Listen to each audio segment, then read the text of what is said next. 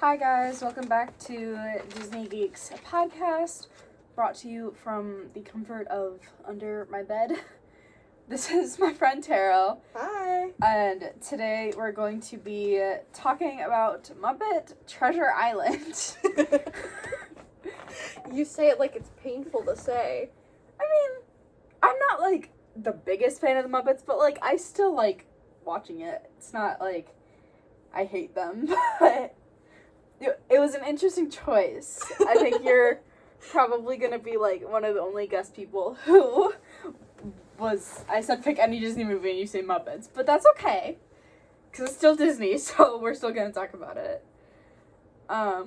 So Google describes the Muppet Treasure Island as a reworking of Robert Louis Stevenson's classic tale in which the Muppets take to the high seas in search of buried treasure. Young Jim Hawkins is given a treasure map by a mysterious sailor and sets sail with his friends, the Great Gonzo and Rizzo the Rat. Among the crew is the mutinous sea dog Long John Silver, who has his own plans for the loot. Our description is it's Treasure Island told by the Muppets. Yep. That's all there is to it. Yeah, I enjoy it. Yeah, I think the Muppets in general, a lot of people either love them or hate them. I personally don't hate them or love them. It's kind of in the middle. I'll watch them, but it makes me nostalgic, but they're not my go-to. But is there something for you that made you love the Muppets? Yes. So my grandma, she has a VHS collection, as well as my family. But she specifically has this one VHS of Muppet Classic Theater, if you've heard of that. It is not on Disney Plus, but it is one of the first full-length Muppet movies, and it made me fall in love with the Muppets. Interesting. Also, my mom was like, I don't want any of this weird Nickelodeon Disney stuff, so I'm gonna make you watch PBS Kids. So I grew up with Sesame Street. Also fair. Because I think, minus the nostalgia factor, there are so many people who just, love it and are really passionate about it. And I think that's cool when people are, super into it. But me personally, I'm not. But we're still, going to watch it. And, I still like watching it for, I still like the Muppet Christmas Carol and, the Muppet Show and stuff like that. The Muppet Christmas Carol. Dude, I didn't want to make you watch that one because I feel like you've definitely watched it before. Yeah. I love the Muppet Christmas Carol. I can quote that shit. It's also not Christmas yet. Christmas doesn't start till next week. and it is never not the time to watch a Muppet Christmas Carol. I have watched that in summer, the hottest days of the year. Anyway, because we could talk about this forever, so into my notes for the podcast, just a few details I've written down. In one of the first scenes, Gonzo says, "Ow, my ear," but he doesn't have ears, which they do that in Disney a lot. I feel like they'll talk about their imaginary body parts or whatever. Yeah, because I'd never noticed that about Gonzo's design too. He just straight up doesn't have ears. Do any of the Muppets? Do any of the Muppets? Rizzo. I think Rizzo and all the rats do. I know the bunnies do. Does Miss Piggy have ears? She does. So does Fozzie Bear. Kermit doesn't have ears. Kermit and Gonzo don't have ears. Huh. I guess the chickens don't have ears either. Yeah, but do chickens have ears in real life? I mean, do frogs have ears in real life? Fair. This is what happens when we're together. We just talk about very random stuff. So that's what makes good. But whoa, it's okay. That's what makes good podcast material. It does. It's just us talking. And some more details. Originally, Gonzo and Rizzo were gonna be the leads in the movie, but the director changed it because Treasure Island is about a boy becoming a man. So not Gonzo. Whatever species Gonzo is. he is an alien from space, as shown in Muppets from Space. No, yeah, Muppets Go to Space. Muppets from Space. It's one of the movies. It is like widely regarded as the worst Muppet movie. Don't think I've seen it, but that is okay. The one of the puppeteers, Frank Oz's schedule, almost prevented Miss Piggy and Fozzie Bear from being in the movie. But the director eventually decided to pick a different puppeteer to keep the characters in the movie. So in the movie, Fozzie Bear and Miss Piggy were puppeted by someone who didn't originally puppet them. Huh. That's weird, because I swear to God at some points in the movie I was like, Miss Piggy never moves her face like that. Maybe, oh my gosh, I can tell that it's a different puppeteer, guys. I'm that into the lore. But, yeah, a lot of these facts are from Google, because I always try to Google some facts that I might miss or Easter eggs, so pretty much all the stuff is from Google, so I could be wrong, but that checked out to me. Yeah, Fozzie I feel is pretty on point, but there's one facial expression specifically where I was like, I have never seen that on Miss Piggy. It's where they curl their hand up like this. Yeah. Yeah, it's weird. But, so something else, a little fun fact, is that the songwriters who wrote the music for the movie worked with Dolly Parton and wrote some of her songs. Really? Which is kind of fun. But I feel like if Dolly Parton wanted to, she could have a lot of connections with Disney. Oh, yeah. No, definitely. Imagine, Dolly Parton probably hasn't been on the Muppet Show. Because she's more of a 90s thing. Yeah. I don't know if she would have been or not. Because I know Elton John was on it, but he was on it in the 70s. Yeah. And the run went till 81? Yeah. I don't think so. I don't think so either. But that would have been iconic. Dolly Parton. Yeah. And Miss Piggy. I feel like Dolly Parton would have been really good on the Muppets, but yeah. I mean, that show still had a lot of really great guests. So oh yeah. I just figured the songwriters, that makes sense. I was of course of all artists they would be Dolly Parton. Yeah. So we were actually talking about this when we were watching the movie. This I found online. When they're on the boats, it's made with a green screen, and they had a hydraulic thing to rock the boat to make it look like waves, and you can tell that it's a green screen, but with that being said, they had I think it was either on a gear, or they just had something that someone rocking it or something like that. But the director, Brian Henson, was scared that people were going to get motion sick.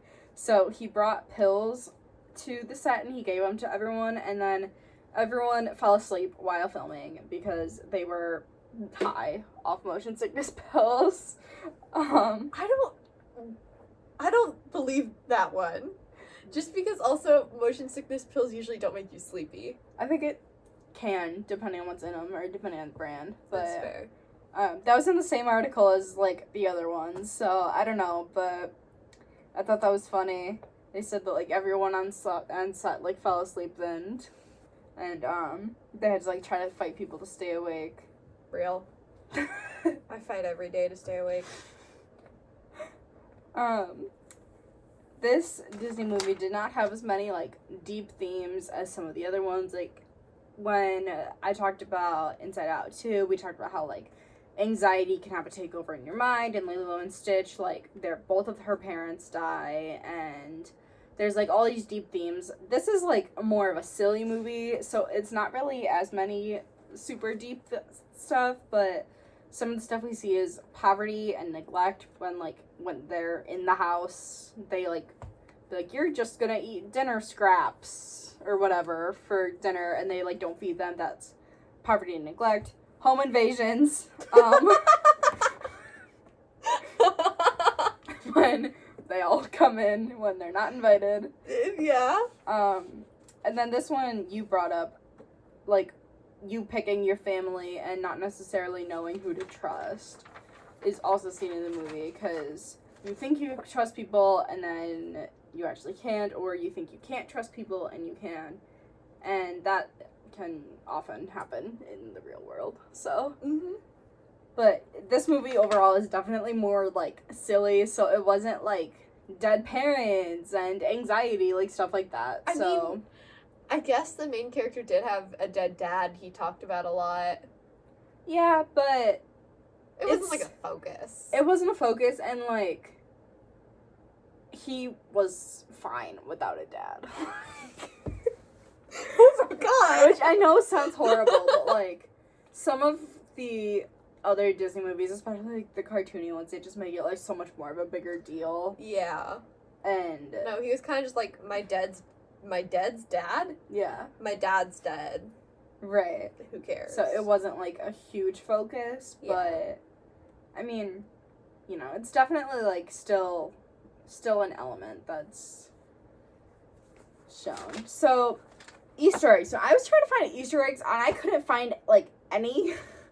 I like spent 10 minutes during the movie trying to find some on Google, and I really couldn't find that many, but apparently in the professional pirate scene, Black Eyed Pea delivers a Marlon Brando impression, which is from On the Waterfront. I've never heard of that. I don't know what that is, but that's what Google says. Okay. I thought that you were going to end it at, like, they say Black Eyed Pea and someone says I. Huh. Yeah. I don't know what On the Waterfront is, but I don't know either. I probably should have done more research. I think the Google article said it was from, like, the 50s. So I'm guessing it was, like, an old movie or an old TV show or something like that. Probably. But apparently that's a reference to that. Cannot confirm or deny. I thought they would make, like, the obvious reference to the... Did the band even exist then? This was, like, a 90s movie. When did the Black Eyed Peas become a thing? I know they were super popular early 2000s. But I don't know if they were, like, around in the 90s. Maybe not. Because this is 96. Yeah. So I'm thinking that might be a little bit before their time, but... Probably. But that's okay. Fozzie's imaginary friend in his finger is apparently a reference to Danny from The Shining. I've never seen The Shining. Oh my gosh, you're right, it is! I love The Shining. How have I never picked up on that? I've never seen The Shining, so... This movie and The Shining are both things that I love so dearly and I hold to my heart. Which, two different spectrums Very right different, there. yeah. But I can't believe I've never noticed that. Because the whole time... Well, he doesn't do the voice like Danny does. Whenever Danny is talking, like, it's the finger talking, there's like a rah, rah, rah, rah, rah voice. Well, Fozzie has, like, a very particular voice in general, so... That's fair. But yeah, like I said, I've never seen The Shining, because I'm not really a fan of horror movies, so... That is probably a reference. I feel like that makes sense that it would be. Yeah. Apparently, Muppet Treasure Island is spoofed in an episode of SpongeBob, and I wasn't allowed to watch SpongeBob growing up, so I also don't know if this is true or not, but apparently they made an episode of SpongeBob that was, like, based off of Muppet Treasure Island. Could it have been just based off of the famous story Treasure Island? Are we sure it's a Muppet-specific spoof? Google article said Muppet. But it didn't say, like, an episode of SpongeBob, so if anyone wants to fact check that, let us know in the comments of the YouTube video. Because it didn't say, like, a specific episode, it just said that, like, it's been spoofed. Huh. So, but, like, SpongeBob brings up pirates a lot, so it could have just been that. Yeah. I feel like there is a, like, Long John Silver character in the SpongeBob movie. I wasn't allowed to watch SpongeBob on TV, but at one point, like, the SpongeBob movie was on Netflix, so I watched it. Yeah. Yeah, throughout the entire movie, it kept saying, like, Long John Silver, and I kept thinking of, like, the fish restaurant. I think that they closed them now, but, like, there was a fish restaurant like a chain restaurant when we were little called Long John Silver's, but I think they all went out of business because I was told they were like not good. But that's what I kept thinking of when they kept saying Long John Silver. I feel like they might still be kicking around in Florida. I feel like I've seen one or two. Maybe Taro's just from Florida. I'm from Illinois. I'm from Florida. I feel like they're not really here anymore. Yeah. But there weren't really that many to begin with because I was told it wasn't very good. But, well, I mean, fish in the Midwest in general isn't very good. Fish in general isn't good. Yeah, what am I saying? I'm saying this like I like fish. I don't like fish. Neither do I. My dad's a big fish fanatic, though. I think that's the whole reason that they moved from the Midwest to Florida, just because he wanted better fish fry. Fair. Not fair. It is awful there. That's okay. This movie had some interesting music. Going kind of back to the music thing. The music. I love the music in this movie so deeply. It's interesting. It was definitely unlike any Disney movie. It's very not... It's like, I know it's Disney because it's the Muppets, but like, it's not very Disney music. It's not like your handsome prince is gonna come twirl you in a field. Like... Yeah. So, the reason why is that the Muppets is mostly satirical or like... They're very self-aware. They break the fourth wall a lot. Yeah.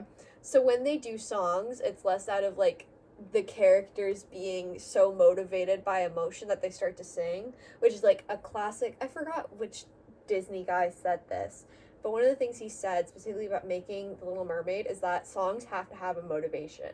It's like your emotions get so big that you start dancing, and then so bigger than that you start singing. Whereas here, you kind of just sing for funsies. And I feel like it's very much more the entertainment aspect. Like, some of the more, like, classic Disney movies, even some of the Pixar movies, they're there to tell you a story. And I feel like with the Muppets in general, not just this movie, I feel like the Muppets in general, like, the goal is to entertain you. Oh, yeah. Most definitely. Because, like, the only one where I can think where they have strong, like, a strong message throughout, strong morals, is A Muppet Christmas Carol, but that's because Charles Dickens has strong morals. Right. Or the OG Muppet movie. If you say you haven't seen No, I know I Muppet... have. I'm trying to think of what it was about, because I don't remember it. Dude. I'm gonna break them. I know I've seen it. Life's like a movie, write your own ending, keep believing, keep pretending. The whole thing is... Also, sorry, this chair's really loud. Yeah, this chair's really loud. It's okay. The whole thing is about, like, following your dreams and believing not only in others, but in yourself. Okay. It's so cute. I haven't seen it in a very long time. But, I mean, yeah, that makes sense. But we were also talking about how, like, there's a lot of theories about the Muppets. Like, I said that I saw that, like, Miss Piggy was based off a drag queen. And that, like, Janice is... There's a theory that Janice is, like, a trans man, right? Or trans woman. Trans woman. And I don't know if this has been confirmed or denied, but you said that, isn't there, like... What's the thing with, like, Muppets supporting the gay community? Well, a lot of the original puppeteers and, like, close friends of Jim Henson were queer. Like, yeah. Died of AIDS in the 70s and, queer. Yeah, and, like, that very much at that time wasn't accepted when the Muppets came out. I think that's why it was, like, such a big deal. Yeah, so the Muppets, when they came out, they were not afraid of controversy. Like, the original pilot was called Sex and Drugs. The original pilot for the Muppet Show. So they kind of did what they wanted. There was always that, like, underlying core of, like, family, creativeness, love that you see surrounding Jim Henson, but they didn't shy away from the controversial. And I love them for that. For sure. They definitely, like, it's definitely not your typical Disney. Disney, I feel like, tries very hard to not be controversial. Yeah. The 50 times that they were like, guys, this is our first gay character. Yeah. Like, not so much with the newer stuff, because sometimes with the newer stuff, they're, like, adding in more stuff, but they, like, I feel like they've made it, like, a big deal every time they've, like, done something like that. But with the Muppets, it was kind of always, like, different and, like, controversial, but I don't know, more so just, like, I never saw the Muppets as controversial growing up. I always just thought it was, like, kind of entertaining and a little bit weird. Growing up, I recognized the kind of dry satirical humor. Have you ever heard of Monty Python? I think so. So that's another thing that I grew up on, which maybe I definitely shouldn't be. They were like, no Nickelodeon or Disney, but we'll let you watch these, like, 60-year-old British men fuck around and say a million slurs. Right. But it's definitely, where was I going with this? Monty Python. Like the Muppets. It's definitely dry satirical humor. Yeah. I feel like I had a point there. I'll take your word for it. I'll watch back the recording and be like, oh, that's what my point was. Well, I can think of it. Yeah, I feel like it's definitely... Oh, I connected them to Monty Python, and, like, I always saw them as a little weird and controversial. Yeah. My parents grew up watching the Muppets, and I feel like it was more so their generation than it is ours, but it was one of the things that they got, like, passed down to us. And they just, like, liked it, because it was funny, and it was, like, quote-unquote weird. Yeah. But, like, they never were like, okay, this is... whatever they say in here is bad, or, like, stuff like that. At least not that I can remember. No, not really that I can remember either. That's definitely more so with, like, the Muppet Show. Yeah. Which I never watched the Muppet Show as a kid. I didn't either. I only started rewatching it, like, when we got Disney Plus. Yeah. Yeah. The Muppet movies, I feel like they have less of that dry humor, and it's a little bit more... because some of them, this one, was after... I believe this one... Don't fact check me. Actually, do, if I'm wrong, I'd like to know. I think this one was made after Jim Henson had died. That's why Brian Henson is the director. That was my guess, yeah. Yeah. And so at this point, I believe that they had sold themselves to Disney, and after that, they kind of they lose a bit of that dry humor, a bit of that satire, a bit of the... Yeah, because again, like, edge. Disney wasn't really controversial at all, so they probably just wanted to fit in with it. Yeah. Which, I mean, makes sense. Disney's a multi-trillion-dollar company. Like, you want to do what you're told there, so... some of the newer Muppet stuff, like, even the classic, am I a man or am I a Muppet? It doesn't feel like the Muppets. Yeah. I don't know. I didn't watch it super religiously when I was little, so I didn't really notice a difference. My sister loves the Muppets, so I haven't been told anything like that from her, but I mean, I can see that because that, like, makes sense. Yeah. It kind of feels like a stranger wearing the Muppets face. Yeah. I don't know if you saw, but they made, like, a Muppet TV series on ABC. Yeah. And, like, I watched one episode of it, like, during COVID, because I was like, oh, it's the Muppets, my family loves Muppets, but it was, like, totally adult humor and, like, a ton of innuendos. I was like, this is not, like, what I thought it was going to be at all. Yeah. See, what I've heard from it is that basically they heard the complaint that I just made of, like, oh, you're not being, like... They're not being Muppet enough. They're not being Muppet and controversial and dry wit enough, and so they went overboard trying to make up for it. Totally overboard, yeah.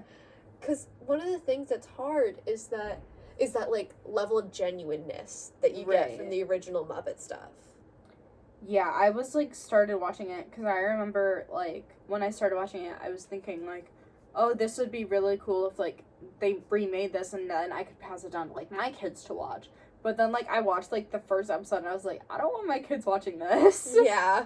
It was which, like, bold. There's nothing wrong with it being bold or being adult. Because, like, it's kind of, they're trying to go back to their roots, but it feels disingenuous. Yeah. It feels like shock value. And I just wasn't expecting it. Yeah. To be honest. But, I mean, I feel like it also, part of it is, like, they know that their audience is growing up, so they want to change it so that they can keep the same audience, but, like, keep the same people who watched them when they were young, but, yeah. You can't just be like... I agree that they went overboard with it. You can't just be like, ooh, swear word, innuendo. See? We're for adults. Right. But anyway, some of the references in the movie, I think Gonzo, one of the characters makes a joke about a talking parrot, and the guy replies, "A talking parrot, what's next? A singing, dancing mouse in his own amusement park?" Which is obviously a reference to Disney. Most likely Disney World or Disneyland, one of the theme parks, but obviously it's a reference to Walt Disney and Mickey Mouse. Yeah. It's kind of, I think it's funny that it's weird because this is a point where they were either talking about selling out to Disney or they had already sold out to Disney, and they still put that joke in there, like, making fun of the absurdity of it, you know? Yeah, but it's so funny because, like, they've been with the Disney company for, like, decades now, haven't they? It was, like, a 2000s thing. So 2 decades, yeah. Yeah. But, yeah, I don't know, it's just interesting. Because sometimes, like, different companies will do stuff like that, but, like, cause I'm pretty sure DreamWorks, like, did some sort of swipe at Disney at one point, but... Yeah, like the full movie Shrek. Yeah. But, like, that was different, because it was, like, a different company. Like... Yeah. They were under Disney when they did this, so... Yeah. Something that just made me laugh about this movie is that especially when they're on the boats, you can see the green screen so much. And this movie is so 90s. Like, you can tell in their hair and the camera work, and the green screen is so bad. Like, you can very much see that it's a green screen.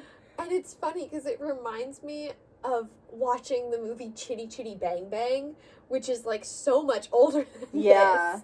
But it's, like, it feels like the same level of green screen. I feel like they definitely could have done better.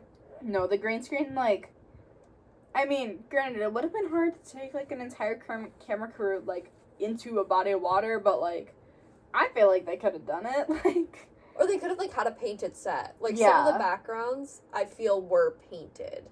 I'm not positive, but... But the green screen, like, you can so tell it's a green screen. It's so grainy, and, like, the backgrounds, like, don't even line up. Like... Yeah, and there's, like, the lines lines around their faces, yeah. But, so that just made me laugh in the movie. Just because it's so 90s, all the fashion, the green screen, like, you can tell from the quality of the camera that it was not made very recently. I love the little pirate boy with a modern mullet. Yeah.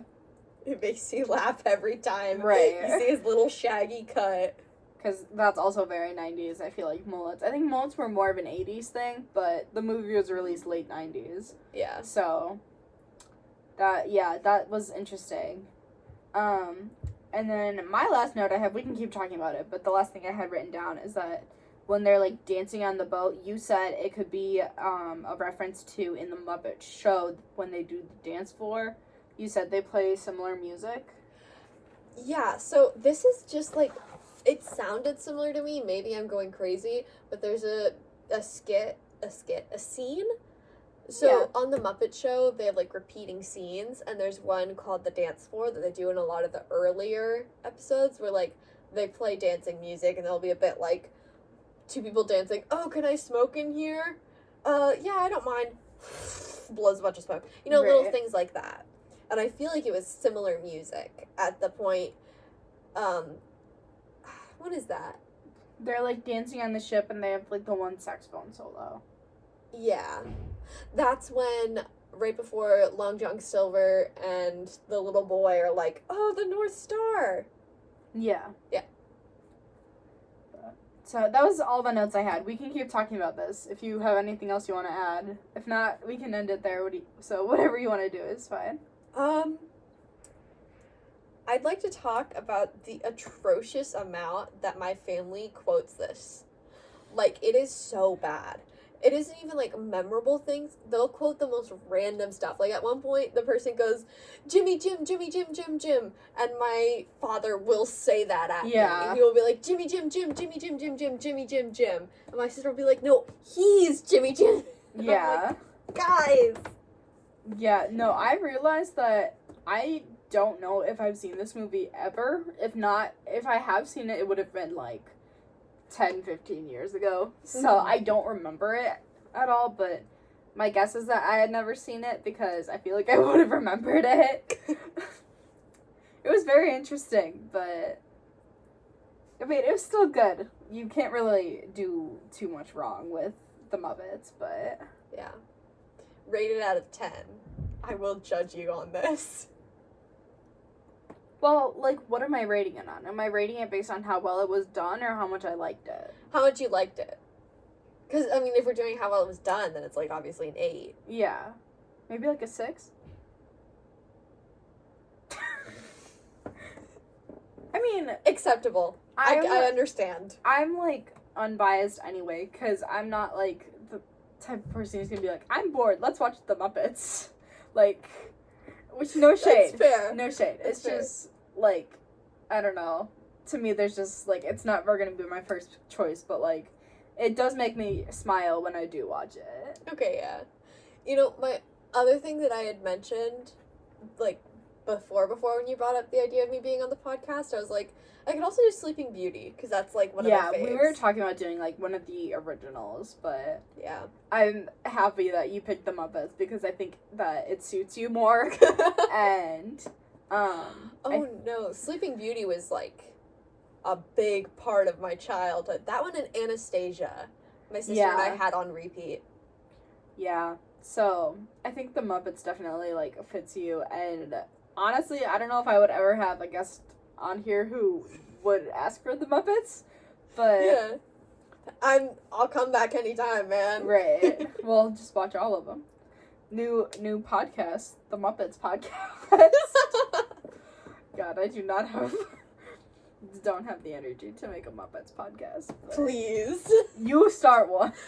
You and my sister can start one. But yeah. Was there anything else you wanted to talk about or add to the movie? I love Tim Curry. I love that man. I love that man. I just say that into the camera. That's why I said it so many times. He's amazing. He's gorgeous. He's beautiful. Have you ever seen Rocky Horror Picture Show? No. You should. Oh my god. I love him. He's the actor who plays the main character. Oh yeah. You didn't that say wasn't that. You're random. just randomly. He plays the evil pirate. I love him so much because, like, if you watch A Muppet Christmas Carol, which, I mean, you probably have, you know that, like, that actor, that main character, he treats the Muppets like they're people. Tim Curry, he just acts like he's a Muppet. Yeah, a little bit. And it's iconic. I live for it. While we're talking about the Muppets, I've totally forgot. There's rumoring that they're gonna tear down Muppet Vision 3D in Hollywood studios. As a Florida human who lived in Florida. How do you feel about that? If they do that before I get the chance to go to Hollywood studios, I will do something that will change the course of all of our lives. But what if they tear it down and add a Monsters, Inc. roller coaster? Fuck Monsters, Inc. Okay? Let the Muppets fans have nothing. Let us have this, okay? Yeah, I mean, you are fair on that, but, like, I like Muppet Vision 3D. It's, again, not my favorite, but I like it, and I would be sad to see it go, but I think it definitely needs to be updated, because, like, the whole theater, because it's a show, it's not, like, a ride, it's, like, an interactive show, and, like, I don't think it's been changed at all since the 90s, when it was built. Yeah. Yeah, no, that's fair. Will's calling me. I'll call him later. Yeah, shut up, boyfriend. Okay. We're talking about We're the talking Muppets. about the Muppets. I think if they tear it down and replace it, it'll hurt my heart so dearly. Please don't do that to me. I can't. Do you know how many times I've been forced to go to fucking Epcot? The lamest of all of the Disney parks. Epcot? Because Epcot's only fun if you're getting drunk. Anyways. Right. Or if you go on Guardians of the Galaxy the entire day. Yes. So, anyways, it's like a wine and cheese festival or something, and my parents just want to get drunk because they can do that. And I will be like, no, let's go to Liberty Square because they have a Muppet show in Liberty Square. And I will sit there and I will make them watch that show because I love the Muppets, goddamn. They already, like, started removing some aspects of it because, like, have you been to Hollywood Studios? No, I'm really upset that I haven't. So, they had, like, the first time I went, they had, like, an entire section that was Muppets. Like, they had the ride, they had restaurants, they had a store, and they had, like, giant walls that had, like, Muppet murals. Like, it was, like, an entire section, probably, like, 4, 5, 6 separate buildings that were Muppet-themed. And now the only thing that's left is the ride. Like, is the show. So, they shut down the Italian restaurant that was, like, Rizzo-themed. They shut down the store. There was a Rizzo-themed Italian restaurant? I think it was called, like, Pizza Rizzo's or something like that. Or, like, Pizza Rio's or something. It was, like, something like that. Oh, my God. And they closed it. They had, like, a gift shop that had, like, only Muppet stuff, and they closed it. They like, knocked down the wall that has the Muppet mural on it. They got rid of, like, the Kermit the Frog statue. So, pretty much the only thing that's standing in Hollywood Studios is the Muppet Vision 3D. Sorry, I'm not trying to make you sad. I'm thinking of every time that I've been like, oh, we should go to Hollywood Studios this time, because my sister will sometimes take me for my birthday, and, like, whatever friend I accompany is like, no, Hollywood Studios is boring, no, I've been there before. I missed out on my chance to go to a Rizzo-themed Italian restaurant.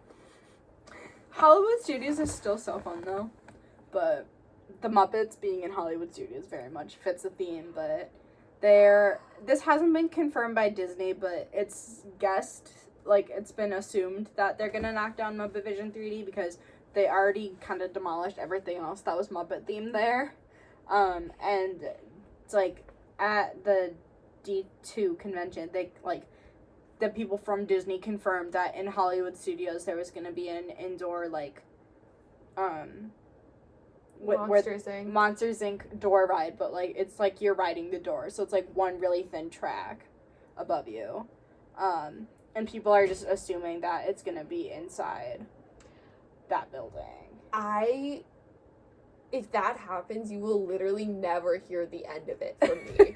I will be livid. Do you know how upset I was when they, in California, so not even in Florida, in California, they replaced Tower of Terror with the fucking Guardians of the Galaxy? Which I don't even know why they did that, because I feel like Tower of Terror fits the theme so well for that ride. Exactly. Dude. If that happens, I will be so mad. I will be genuinely aggro. Because I'm not...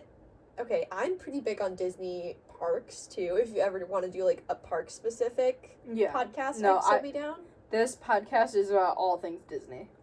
So, movies, shows, parks, food, everything. So yeah, if you ever want to talk about the parks, I'm down, because I know the lore. I know the mechanics of the Indiana Jones roller coaster. This is completely off topic. Have you ever been on Countdown to Extinction? I don't know why you would. Have you ever been to Florida in Epcot? There is a ride called Countdown to Extinction. In Epcot? No, in Animal Kingdom. What was it? Was it Dinosaur? It is Dinosaur. Yeah. I've been on Dinosaur. The one with, like, where it shakes you and you go back in the past. And, like, with the dinosaur animatronics? Yeah. Yeah. Yeah. So that's called Countdown to Extinction, Oh. that dinosaur. I thought it was just called Dinosaur. It is genuinely one of my favorite things, specifically because of the mechanics of that ride. Yeah. It's crazy. Because it not only is it moving you, like, on the track, it also is tilting you. Right. Which Seven Dwarfs Mine Train does that too. The roller coaster. Yeah. The carts can, like, tilt. Mm-hmm. But that one I found really underwhelming. The Seven Dwarfs Mine Train. Yes, there was such a long line. Definitely not worth the line.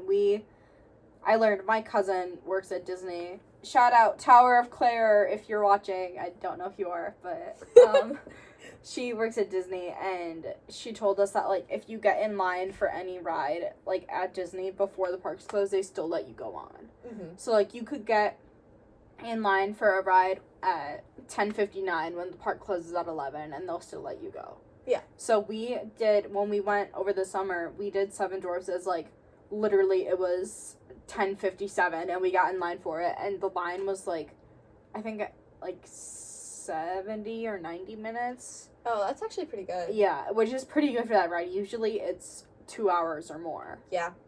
And I had been on it before, but, like, it's so not worth waiting over an hour for it. So, one of the birthdays where my sister took me, I had a fever of 102. But, like, we had already paid for me to go to Disney. Right. And, like, gotten tickets for my friend, too, so we went anyways. And I spent 2 hours in that line. Yeah. With a raging fever. That sounds awful. And it wasn't even that good of a ride. Yeah. But, anyways. The Muppets. It was a solid movie. The Muppets are nostalgic, so I just, sometimes the movies are fun to watch if you want, like, a feel-good movie. It was fine. I don't know if it would be one that I would, like, go to watch again willingly, but yeah. I would watch it with people if they wanted to watch it. My opinion is that it is one of my favorite movies, and I watch it almost constantly in my free time. Well, that's good. And I'm glad that I watched it, because I honestly can't remember if I've ever seen it before. Yeah. But we watched it, and we spent 42 minutes talking about it. So, thank you so much for being on the episode with me. Oh my gosh, thank you for inviting me. This was fun. We just do this anyway, so I was like, we might as well record an episode of, we're just gonna watch a movie and talk about it anyway. So, yeah. I don't know who I want to have on it next. But we'll see who is on it for my November episode. I don't know what it's gonna be on yet, but thank you guys so much for watching. If you're watching the YouTube video, thank you for listening. If you're listening to it on Spotify, hope you enjoyed it, and we'll see you guys next time. Bye.